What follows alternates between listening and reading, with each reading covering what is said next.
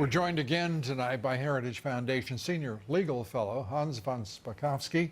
Hans, great to have you back. We appreciate you staying with us through the broadcast. Sure thing. As we look at this president ready to sign a national emergency declaration tomorrow, is it, in your judgment, clear and unequivocal that he has the constitutional legal authority to do so? He does, and I find it strange that we already have Democrats talking about going to court about this, given the fact that the law that they passed actually has a process for Congress to end and stop this kind of declaration. All they have to do is pass a joint resolution through Congress. The fact that they're not even talking about doing that tells me they realize they actually don't have the votes to do it. And I want to turn to the fact that there's an effort on the part in the legislation, H.R.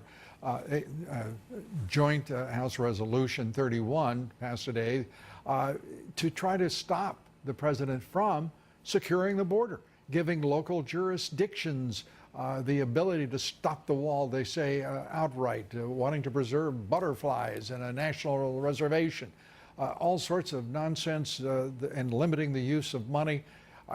Your thoughts about those attempts at constraint further of executive power?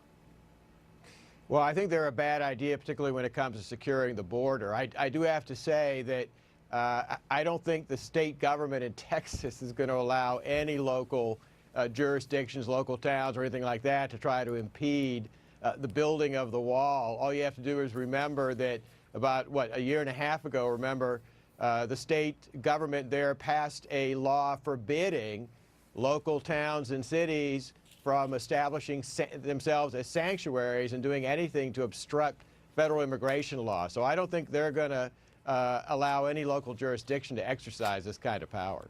And that law obviously escaped the attention of the Democratic leadership, certainly, and perhaps the rhino leadership of the Republicans. Let's turn to William Barr.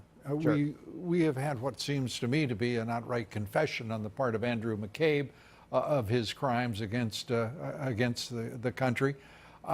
Do you believe Barr has the stomach and the principle to go after these people who so obviously conspired to overthrow a duly elected president of the United States, a sitting president? You know, I think he does. All you have to do is contrast his prior stints at the Justice Department, particularly as the Attorney General, one of highly ethical, very professional behavior. I mean, contrast that with Eric Holder, who politicized the department to an extent never seen before. And I think he's going to be, William Barr is going to be very concerned about possible prior abusive behavior by FBI officials. I just find it absolutely shocking that the #2 person at the FBI would so not understand his role that he would think that he has the ability to try to invoke the 25th Amendment against the president. That is just crazy. He didn't care about the law. He didn't understand the law or the Constitution, or chose simply to ignore it for the crudest of partisan purposes. Hans von Spakovsky, as always. Hans, great to see you. Thank you. Thanks for having me.